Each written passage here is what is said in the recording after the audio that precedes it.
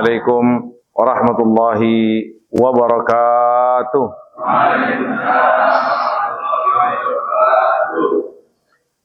Innal hamdalillah nahmaduhu wa nasta'inuhu wa nastaghfiruhu wa nastahdihi wa na'udzu billahi min shururi anfusina wa min sayyiati a'malina may yahdihillahu fala mudhillalah wa may yudlilhu fala hadiyalah. Asyhadu an la ilaha illallah wa asyhadu anna sayyidana wa imamana Muhammadan abdullahi wa rasuluh. Allahumma salli wa sallim wa barik ala sayyidina Muhammad wa ala alihi wa azwajihi wa dhurriyyatihi wa ashabihi wa man ihtada bihadihi wa istanna bi sunnatihi ila yaumil qiyamah. Subhanaka la ilma lana illa ma 'allamtana innaka antal alimul hakim. Rabbi shrah li sadri wa yassir li amri wa hlul 'uqdatam min lisani yafqahu qawli. Rabbana atina min ladunka rahmatan wa hayyi' lana min amrina rasyada. Yang sama-sama kita hormati, kita cintai, kita doakan seluruh jajaran kepengurusan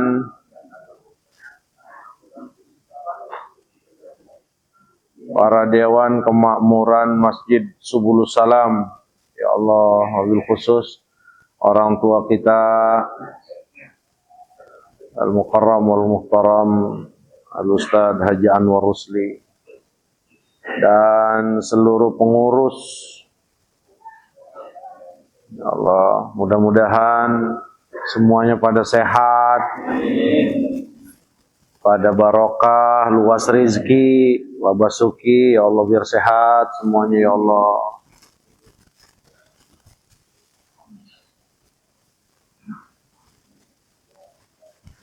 Yang saya hormati para sepuh, para orang tua,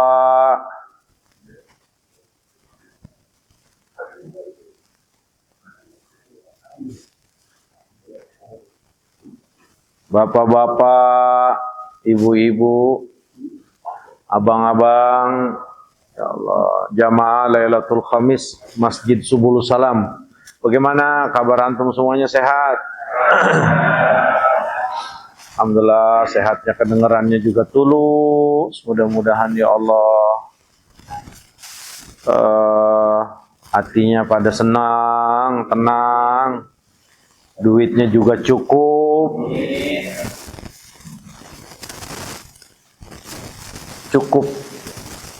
Cukup beda sama banyak. Kalau orang timbang dikasih banyak nggak dikasih cukup, kurang melulu. Yang ada dia buka MBG. Tapi kalau orang cukup, jangankan banyak, dikit aja dia syukurin. Alhamdulillah, anak masih bisa sekolah, bini masih bisa makan. Itu cukup namanya. Yang diajarkan oleh Allah, yang disampaikan Sayyidina Muhammad adalah cukup. Ghina, yaitu kekayaan hati, cukup.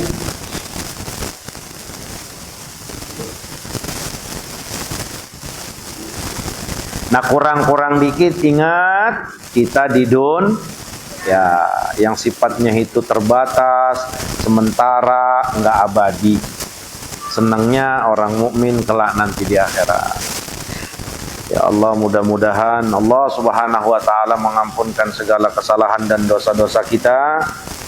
Mudah-mudahan dengan kemuliaan Allah, dengan kemurahan Allah, dengan rahmat Allah, Allah Subhanahu wa taala selamatkan kita dari panasnya api neraka. Allah masukkan kita semuanya ke dalam surga bersama Sayyidina Muhammad sallallahu alaihi wasallam. Alhamdulillah ya Allah. Alhamdulillah wa syukurulillah. Ya Allah, kue malam ini apa?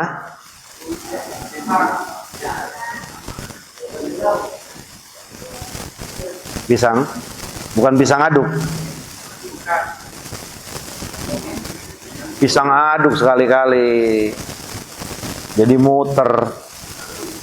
Ini romannya makanan yang jamaah doyan si gurunya kagak. Orang pisang aduk sekali-kali dong. Iya. Pisang aduk atau unti yang dalamnya gula gitu. Ini baru mulai ngaji aja udah kesel sih. Sallallahu alaihi sayyidina Muhammad wa ala ali sayyidina Muhammad. Ayo sambil minum tong, tambahin tehnya tong. Yang 2 gelas tandain tong.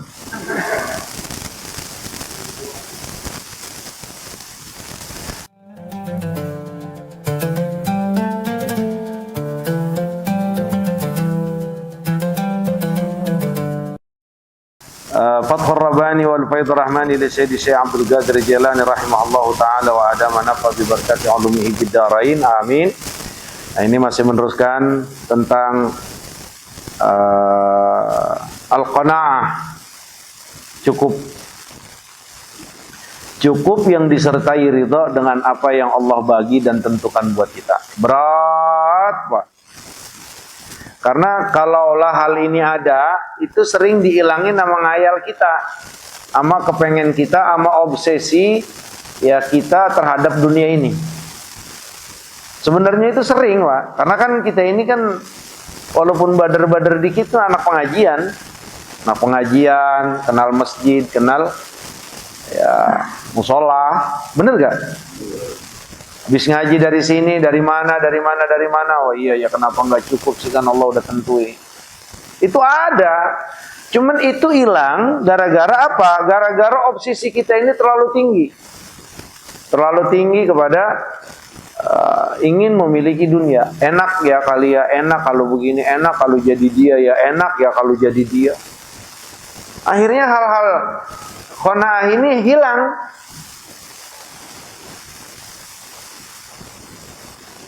Nah, makanya kenapa Allah Subhanahu wa taala senantiasa banyakin zikir.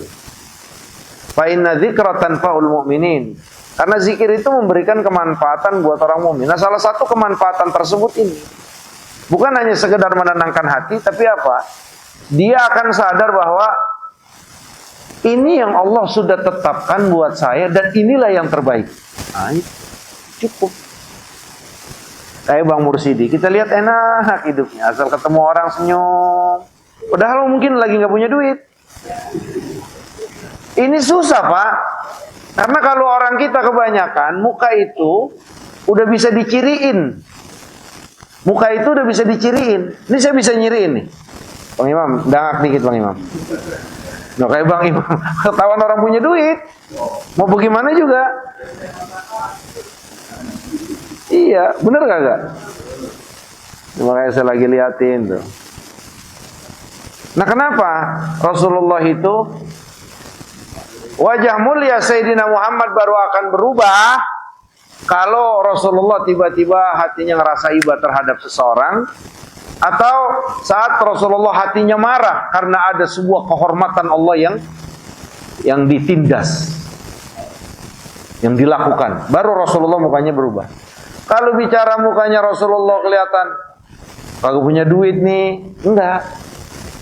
Nah, kalau kita makan semuanya juga kelihatan, ini orang punya duit apa enggak, tampangnya, jalannya. Beda, Pak.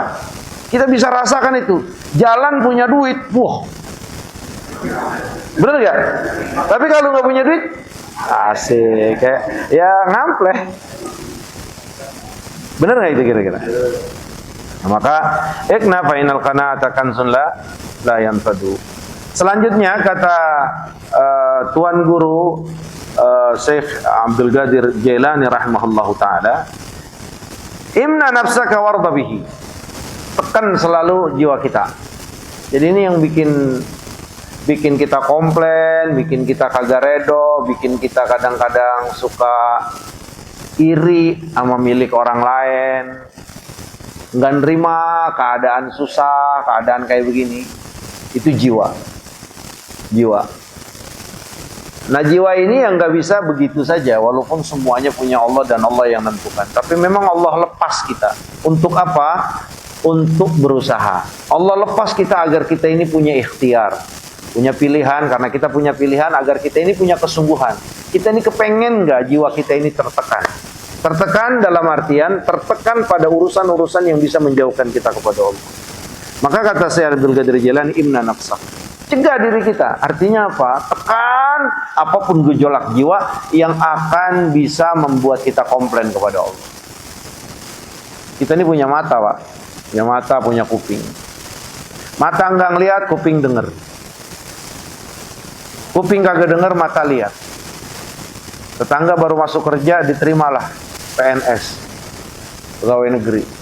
Tahu-tahu beli rumah, beli mobil. Pertama mata kagak ngeliat, kuping denger. Dari mana? Bukan orang lain, bininya. Bang, ngapa? Enak ya jadi Sano? Ngapa? Jadi Kang Udin, ngapa sih? Enak, Kang Udin udah punya rumah, terus punya mobil. Nah lakinya lagi galau. Iya enak banget dia mah. Dia mau orang bapaknya emaknya emang enak, emang turunan ada. Kita makan emang turunan susah. Sampai kapan begini? Nah, sering nggak itu ungkapan terjadi? Ini gara-gara mata, Pak Ame.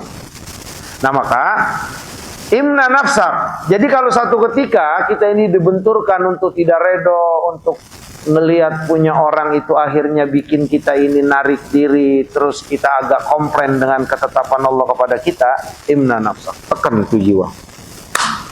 Wardabihi. Langsung kita bilang, ya Allah, maafin aku, maafin kelalaian aku ya Allah. Raditu billahi rabba wa bil islami dina wa bi Muhammadin. Ya Allah, maafkan saya. Ya Allah, aku ridho. Ini ketetapan Engkau semuanya.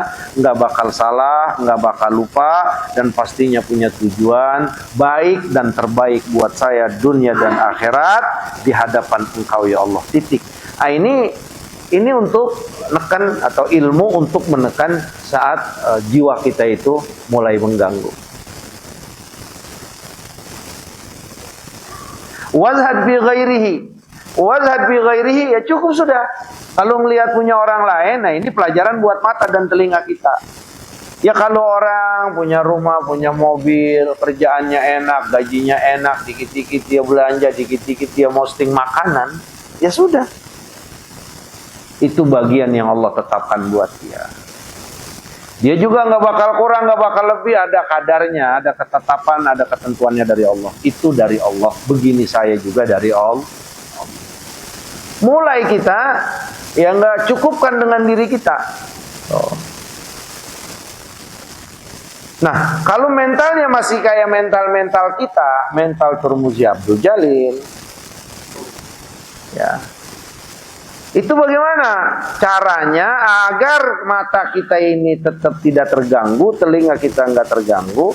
Maka jangan suka ngeliat teman-teman yang suka pamer-pamer kekayaan, makanan, atau apapun yang dia miliki. Tutup. Teman yang begitu tutup statusnya. Ini ganggu saya.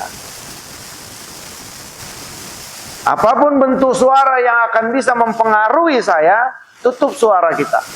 Udah nggak usah perlu didengarkan. Jadi ada orang, bapak-bapak, ibu-ibu, abang-abang yang saya hormati, yang di depan matanya pun udah nggak ngaruh. Mau dia lihat orang lain udah hatinya adem aja, udah nggak terganggu sama sekali. Dia mau dengar orang lain punya mobil udah kagak ngurus.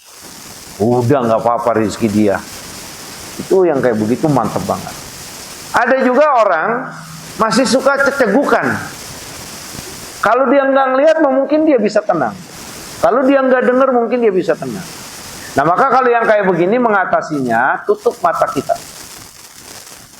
Tutup mata kita untuk melihat apapun yang bisa akan mempengaruhi kesabaran kita, kondisi kita. Nah dari sini kita sudah mulai diarahkan, tentukan teman kita. Jangan berteman sama orang tukang pamer, Pak. Sakit hati tiap hari. Kita nggak ngomong di depannya sakit hati, tapi apa asal pulang ke rumah, enak banget jadi dia ya. Enak banget itu duit banyak, apa banyak. Kok gue begini mulu keadaan gue, apa sih yang salah perasaan gue? Kalau duha kagak pernah tinggal 4 rakaat. Perasaan sembahyang jamaah udah, zikir udah, doa apa aja udah, baca Quran udah, tahajud udah, ngapa begini-gini aja sih hidup? Ini kan salah, Pak.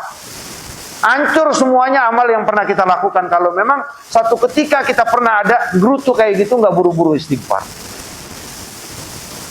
Nah, maka mulai tentuin temen. Nah, kita orang yang memang sederhana, bertemannya dengan orang sederhana. Jangan pakai mau belaga berteman sama orang kaya. Mampus lu. Mampusnya maksudnya apa? Sakit hati. Ayo deh coba dong. Makanya kita bersyukur nih Pak. Alhamdulillah jamaah semuanya satu sama lain teman. Dan temennya dari segi harta itu nggak yang amat menonjol, biasa, rata. Coba kalau bertemannya sama orang kaya raya dah Pak. Sakit hati kita. Benar gak? Doi.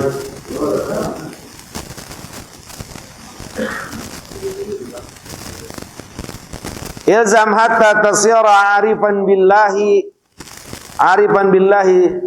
azza wa jalla. Terus mantepin sampai kita menjadi orang yang tahu, arif billah, orang yang benar-benar tahu, atau dalam istilahnya sampailah kita kepada level ma'rifah.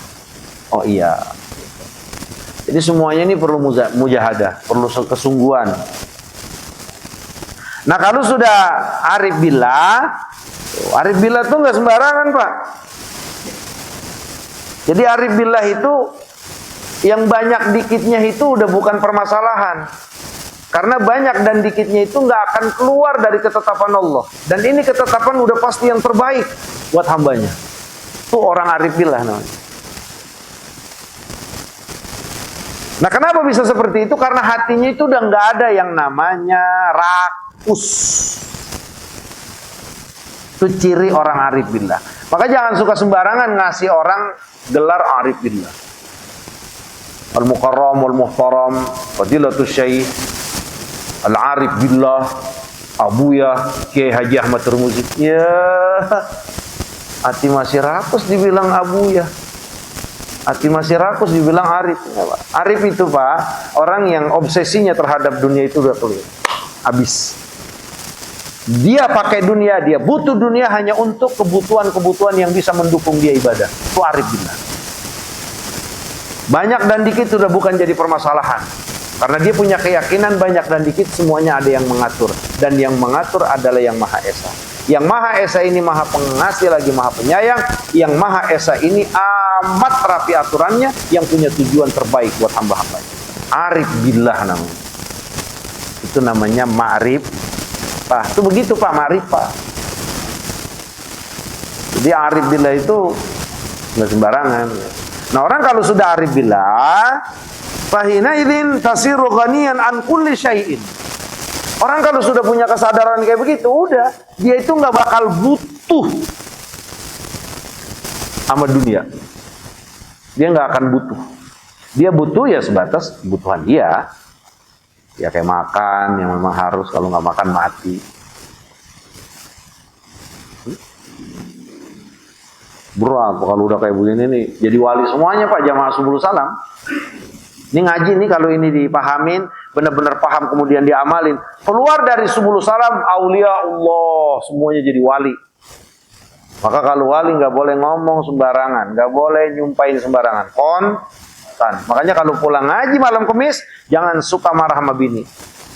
Kunyuk lo, besok jadi kunyuk. Iya banget. Ngeri Ustaz terus.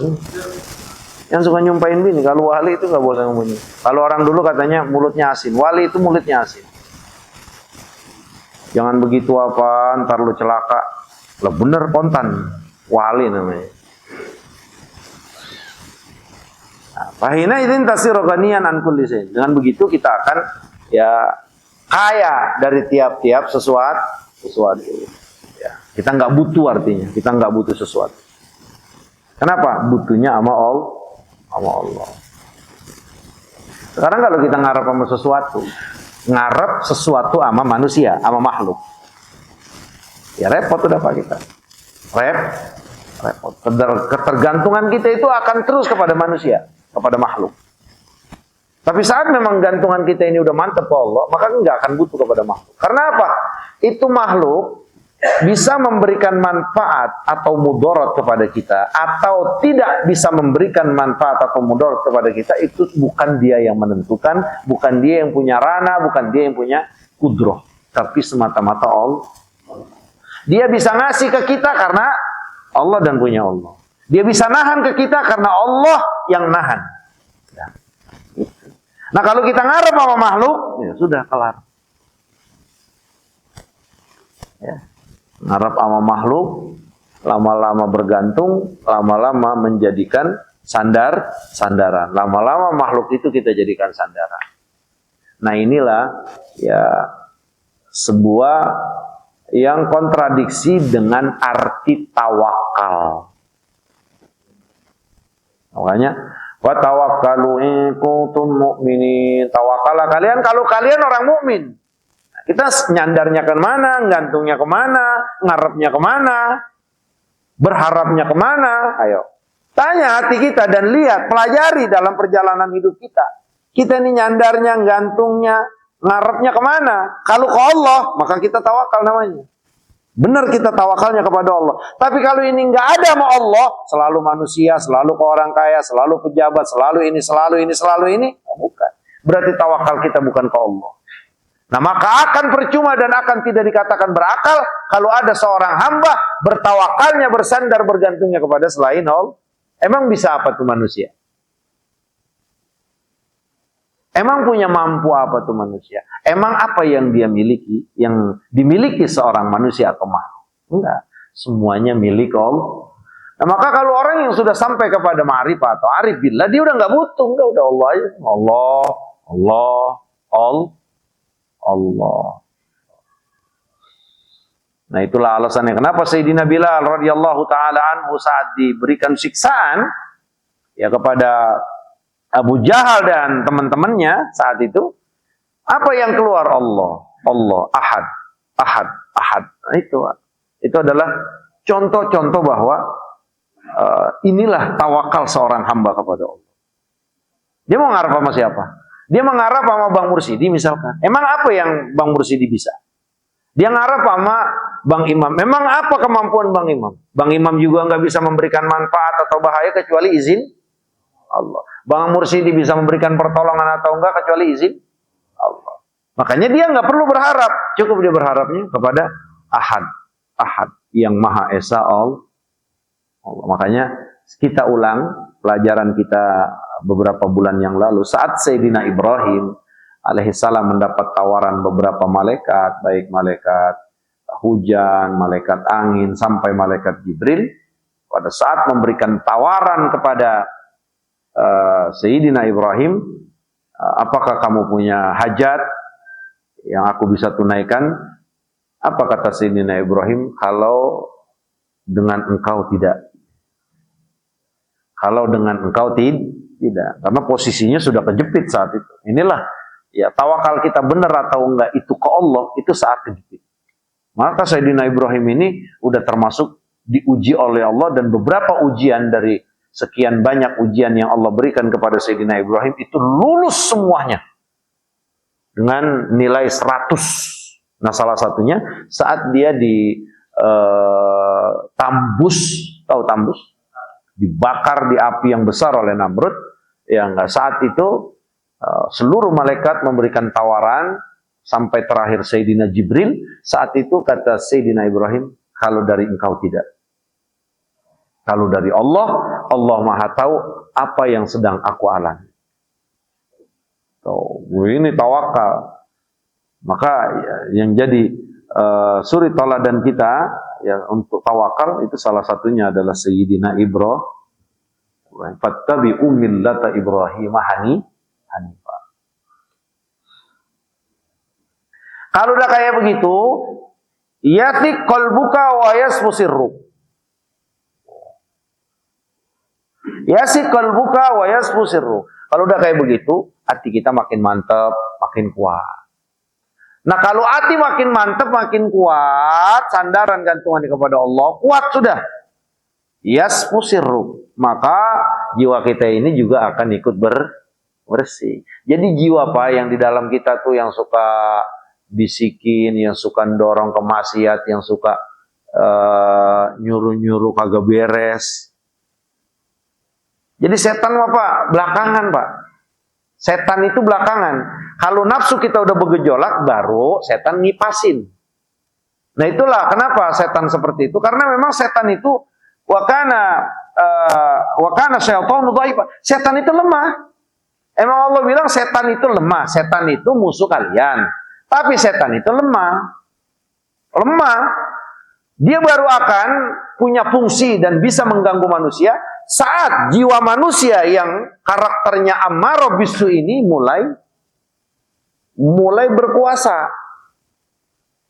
Kayak contoh, ya kita nonton gitu kan. Kata jiwa, udahlah habis ngaji, refresh dikit, healing dikit, healingnya nonton yang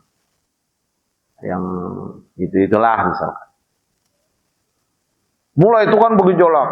Pada saat ada sebuah keinginan sudah mantap, gejolak nafsu ini sudah hampir 65%, 75%, 80% untuk melakukan keburukan atau kemaksiatan, di situ setan ngipasi. Setan mah dikit banget nih Bang, berapa persen saja ngebantu kita untuk melakukan maksiat. Dikit karena memang lemah. Nah makanya kalau kita dengerin nasihat ini terus kita dekatkan diri kepada Allah, itu apa? Hati kita mantap. Nah kalau hati yang mantap, jiwa ini terus bisa ditekan. Jiwa ini akan bersih. Sir kita ini akan benar-benar bersih.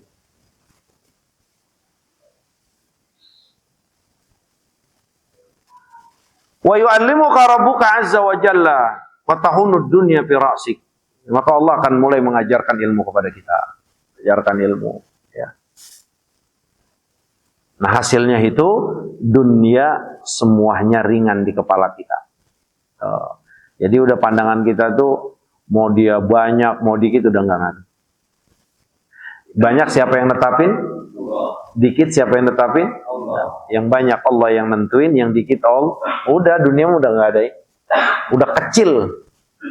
Udah kecil. Yang besar dan amat besar hanya Allah. Nah ini harus latih Pak, harus dilatih. Ini sebuah teori ajaran ilmu yang dipaparkan oleh Syekh Abdul Qadir Jailani. Ini adalah bahan buat kita Pak. Oh iya. Berarti bagaimana caranya? Ya terus kita bersihkan hati kita. Dengan zikir, dengan ibadah, dengan ketaatan, sholat. Terus sedekah, terus muhasabah. Yang pada akhirnya kita akan ada di satu kondisi yang memang Allah Subhanahu wa taala perintahkan, yaitu hamba-hamba Allah yang enggak berserah, yang enggak bergantung dan enggak bersandar kecuali kepada Allah. Nah selanjutnya, ya gulamu idza aradta an la yabqa baina yadayka babun mughlaqun fattaqillaha azza wa jalla fa innaha miftahun likulli babin. Wahai anak-anakku, apabila kau menginginkan la yabqa baina yadayka, enggak ada di hadapan kamu pintu yang terkunci. Kalau kita menginginkan enggak ada pintu yang terkunci, maka kata Syekh Abdul Qadir Jailani, takwalah kepada Allah karena takwa ini adalah kunci dari seluruh pintu. Ya. Dan ini bab lain lagi nih. Kita makan dalam hidup ini banyak pintu yang kekunci. Susah. Iya. Banyak banget. Masih banyak pintu-pintu yang kekunci.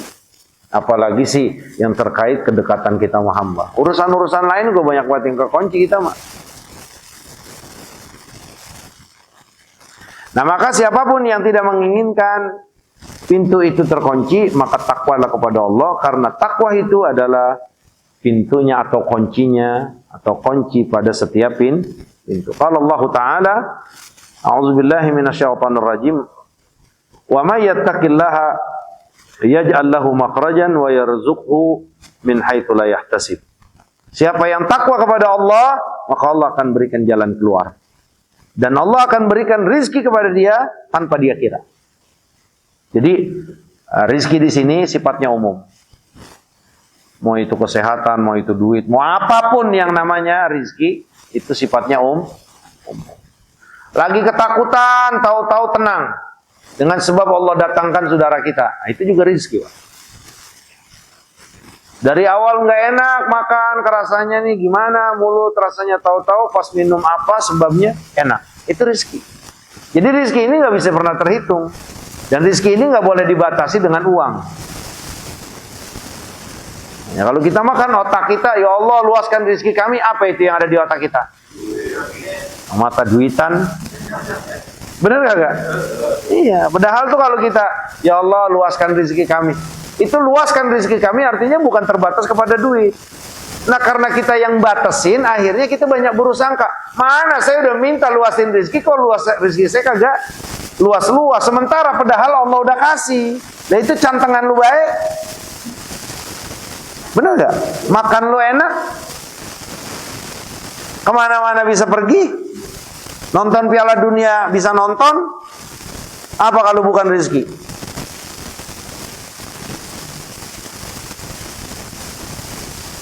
Paham kira-kira? Iya, rezeki itu banyak Pak, nggak terhitung. Nah, tapi rezeki ada yang sifatnya, ada yang haram, ada yang halal. Itu nanti kembalikan kepada proses ya mendapatkan rezeki tersebut. Proses dan sebab mendapatkan rezeki tersebut. Kalau caranya korupsi ya haram, kalau caranya dagang, jadi security halal, ngojek halal, nggak nipu, nggak bohong halal. Jadi rizki. Makanya kalau minta sama rizki, lepasin ya Allah, luaskan rizki kami. Udah, jangan otak kita itu duit. Kalau otak kita duit, lah, kagak dijawab-jawab ini. Kagak, padahal dijawab sama Allah. Apa dikasih? Dikasih kita bisa dapat ilmu, kita bisa dapat teman soleh, ya. Istri yang biasanya rewel, ternyata udah nggak rewel. Yang biasanya kayak cabai rawit, ini diem. Itu namanya rizki. Tapi periksa ke dokter.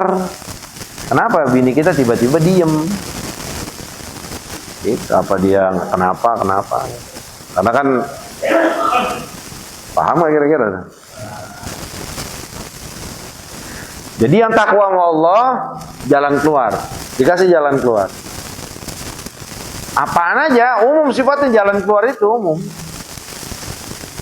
Jadi kita ini kan hidup susah Pak. Apapun kita bisa sedih, bisa susah, bisa galau, bisa macam-macam. Itu karena kita tuh nggak punya solusi, Pak. Bener nggak? Bener nggak? Mang Ali. Mang Ali kenapa sih Mang Ali kelihatannya sedih banget? Karena nggak ada solusi. Kenapa sih Bang Ulo kelihatannya lagi murung? Karena nggak ada solusi. Coba kalau ada solusi. Bang Nahari bilang, guru saya kagak punya duit, makanya saya kayaknya begini. Ya karena nggak ada solusi, coba kalau memang ada solusinya. Bang Mursidi bilangin, udah tenang aja nih, gue bagi duit loh. Ya. Lah, tenang nggak? Artinya, solusi itu nggak ada yang punya kecuali Allah. Kenapa kita enak aja sama bini? Karena nggak ada solusi. Benar nggak? Kalau Allah sudah berikan solusi kepada kita, itu enak. Apa saja, apa yang kita alamin pada dalam hidup? Apa ya?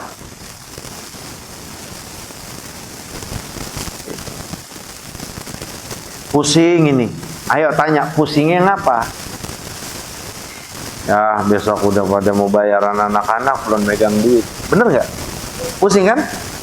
Kenapa pusing? Karena nggak ada solusi. Ternyata besok Allah kasih rizki. Kelar nggak kira-kira? Kelar, udah hilang pusingnya kan? Itu namanya solusi. Maka yang punya solusi itu Allah. Nah Allah tawarin, kalau mau dapat jalan keluar, makhraj, solusi dalam permasalahan hidup kalian, maka takwalah kepada Allah. Takwa kepada Allah artinya jalanlah kamu pada jalan Allah yang dicontohkan oleh Nabi. Itu namanya takwa. Yang wajib kita laksanakan, yang haram kita tinggalkan, terus ikutin jalan Nabi, ada solusinya. Gitu. Makanya kalau orang mukmin Dia nggak bakal susah selamanya, nggak bakal sedih selamanya, nggak bakal galau selamanya, nggak bakal dia hancur yang nggak selamanya. Itu orang mukmin. Karena apa? Orang mukmin yang bertakwa, dia selalu sudah disiapkan ya makhraj, jalan keluar, jalan keluar, jalan keluar oleh Allah. Walaupun saat menghadapi permasalahan tersebut, dia harus sedih, harus galau, harus gelisah. Itu manusiawi. Rasulullah ngalamin itu, Pak. Sallallahu alaihi sayyidina Muhammad. Rasulullah tuh ngalamin sedih, ngalamin susah, ngalamin takut, ngalamin gelisah, ngalamin. Lah kita siapa emang? Woi, kita siapa? Nah, berarti kalau Rasulullah ngalamin sebegitu, artinya cuman semua itu tuh sifatnya nggak ada yang namanya abadi, nggak ada yang namanya lama-lama. Rasulullah pernah diuji oleh Allah, ini termasuk yang paling lama ya untuk satu kasus. Saat Rasulullah keluarga suci Sayyiduna Muhammad itu dikotori dengan fitnah munafik bahwa salah satu istrinya itu selingkuh. Sebulan Rasulullah nggak dapat jawaban dari Allah. Gimana perasaannya? Ya dah, manusiawi, Pak. Mau marah sama Sayyidah Aisyah, bagaimana? Karena ini baru sekedar tuduhan, apalagi Rasulullah sadar kalau ini adalah orang munafik, tapi di situ ada dua, ya orang yang sahabat yang ngikut-ngikut kan begitu. Rasulullah membenarkan, nggak bisa, bagaimana kan? Sebulan, Pak. Siapa itu yang dikasih ujian itu? Manusia terbaik. Lah apakah Allah kagak ngeliat? Mustahil. Apakah Allah kagak tahu? Mustahil. Emang Allah yang netapkan, aku uji Muhammad selama ini. Gimana kesabaran Rasul? Sampai pada akhirnya Allah berikan jalan keluar, yang jalan keluar itu mampu meledakkan seluruh kegundahan Nabi selama 1 bulan. Dengan diturunkan satu ayat tentang kebebasan Ummul Mukminin Sayyidah Aisyah, berlega. Sebulan Rasulullah nahan. Sayyidah Aisyah ke rumah bapaknya Sayyidina Abu Bakar sakit. Jadi bukan diusir sama Nabi. Pulang dari peperangan, kabar itu mulai beredar. Sayyidah Aisyah izin ke Nabi untuk pulang ke rumah Sayyidina Abu Bakar. Jadi Sayyidah Aisyah juga nggak tahu. Nah, kita baru seminggu romannya, ya Allah, apakah kau tidak tahu keadaan aku? Ya, bagus malaikat Israel masih ditahan sama Allah. Kalau kagak digaplokin, bener gak?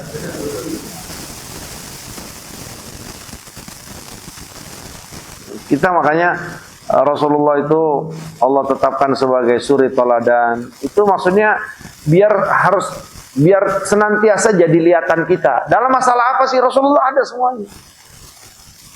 Dikatain orang gimana, Rasulullah nyontoinnya udah nyontoin sama Rasul, udah dicontohin.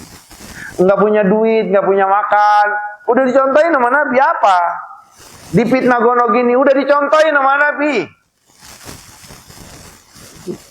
Makanya kalau saat itu Allah turunkan malaikat Jibril untuk menurunkan satu ayat tentang pembebasan Sayyidah Aisyah, orang mukmin pun akan diperlakukan sama, akan dikasih solusi. Kalulah ini yang terkait dengan kegundahan hatinya, Allah akan langsung tenangkan hatinya dengan dikirimkan malaikat. Tahu-tahu hati lega.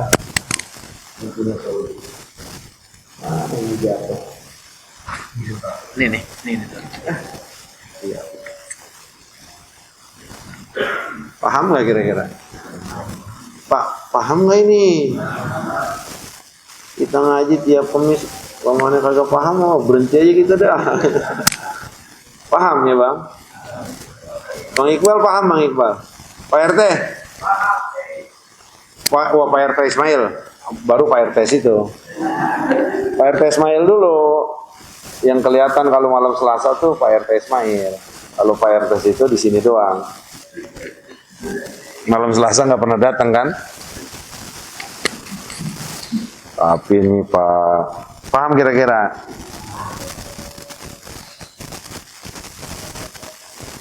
La tu'aridil haqqa azza wa jalla fin nafsik. Jangan suka komplain terakhir, jangan suka komplain sama Allah di hati kita.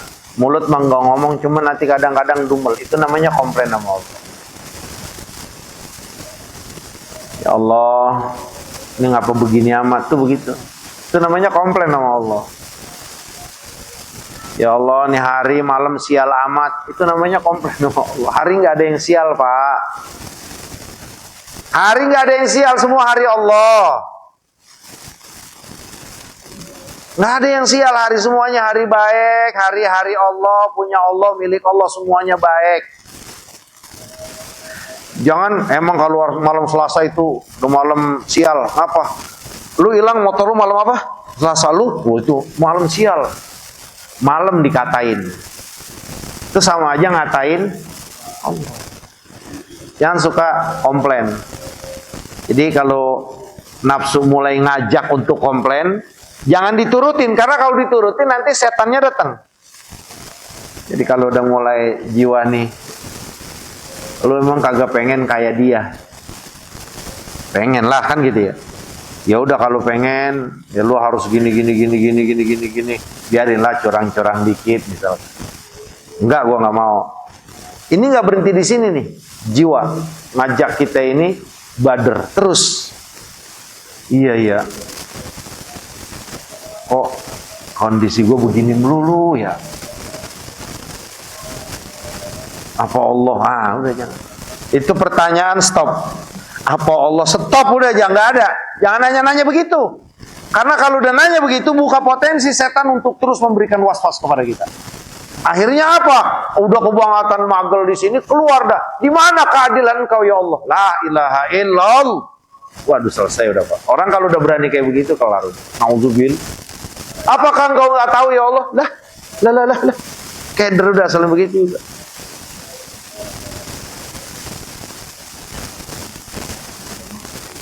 Ya, paham ya? Ya Allah, mudah-mudahan Allah jaga hati kita ya Rob.